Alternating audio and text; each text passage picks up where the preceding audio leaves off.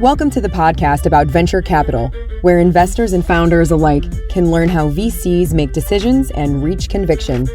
Your host is Nick Moran, and this is The Full Ratchet.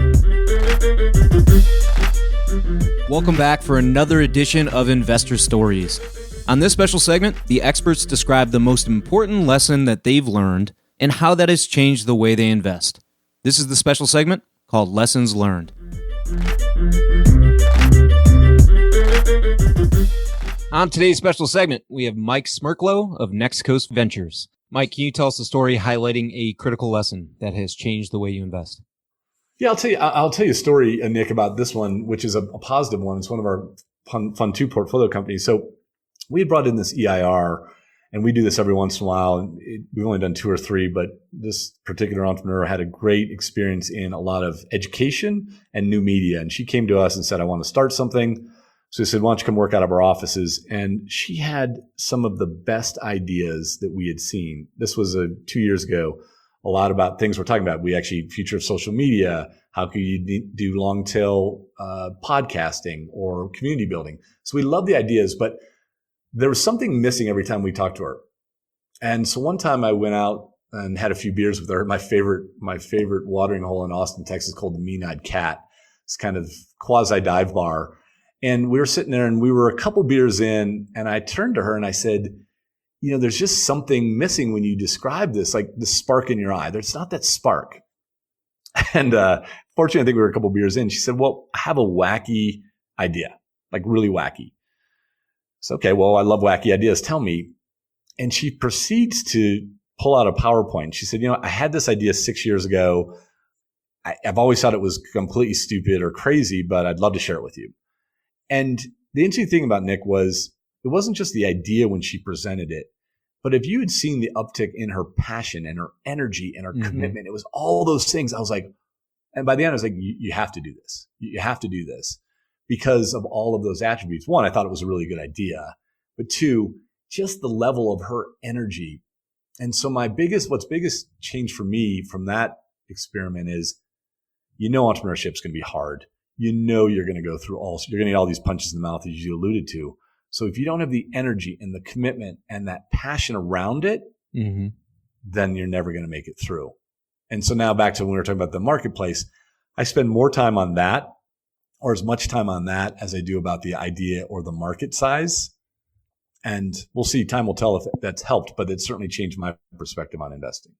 Well, it goes back to the founder mindset and the mental side. And in this instance, if she's been thinking, obsessing, passionate about it for 6+ years, then it's probably the idea that she should pursue.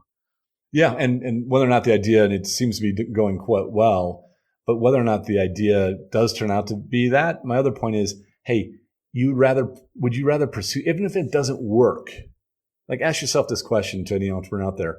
If it doesn't work, will you still be glad that you pursued it?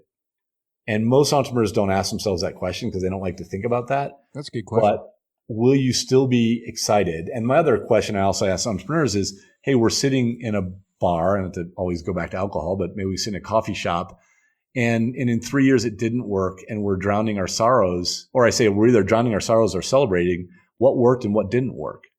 And then you really start to see the entrepreneur go, okay. And then you can test that passion and also have a very, again, mind elaborating on the view of the world to say, if it doesn't work, would we still be glad we gave it a try? To that butcher to the table, I'm glad we gave it a try. I thought there was something there. Turns out it wasn't big as I thought, but I don't have any regret for trying it.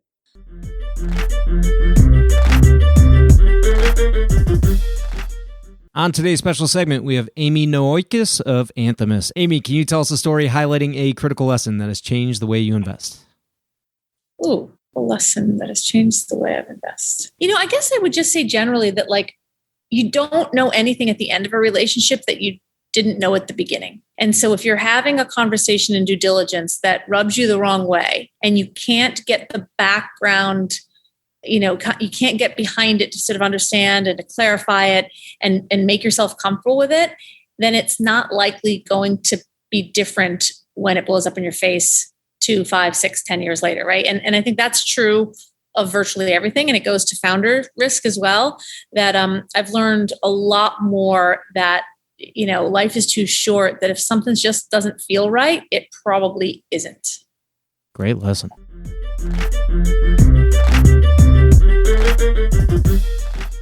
On today's special segment, we have Suni Shirota of World Innovation Lab. Tsune, can you tell us a story highlighting a critical lesson that has changed the way you invest?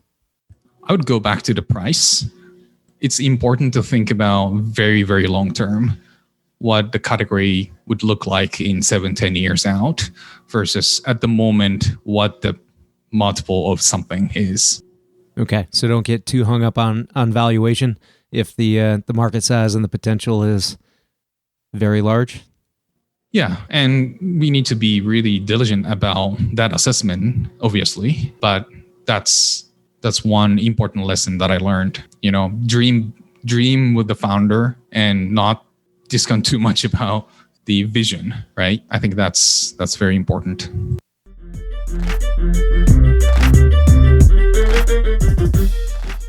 On today's special segment, we have Vanessa Larco of NEA. Vanessa, can you tell us a story highlighting a critical lesson that has changed the way you invest? Critical lesson. Yeah, I think, look, everyone is in venture for some reason wants to be famous. Everyone's trying to get a gazillion Twitter followers and get on TV and make it about them and all of that, and trying to get their founders to be on the face of every magazine. And I don't know that you need that. Be very thoughtful about if you're going to go for press, why and when, and how would you measure if that was effective or not? Because it takes a lot of time, and it also puts a bullseye on you and the company. And if you get a bullseye painted on you too soon, it could really be counterproductive and really actually harm the growth of companies. So people are like, oh, all press is good press. I'm like, I don't think that's true for early stage startups, maybe late stage, but not early stage. So, just be thoughtful about that strategy. Anytime I see one of my founders super active on Twitter, where the business is not very consumer oriented and it makes a lot of sense, it makes me very nervous. I'm like, oh no, why are you spending all this time on Twitter? I know. And it scares me. I'm like, oh my God, you're going to have so many bullseye targets on you now. Yeah. Some good, right? You can attract a lot of investor interest, but some not good. And most of the time it's not great. So. Well, and there's always this question, are you trying to build a personal brand or are you trying to build a business brand? Yeah. It's tricky. Yeah. And to be honest, it's a lot of, they're like, oh, it's for recruiting. I'm like, well, a lot of teams don't want to work for someone like that. Huh. Right. Where it's about the person and not the team. That's a red flag for a lot of experienced C-level folks. Oh, interesting. Learn something new every day. Right?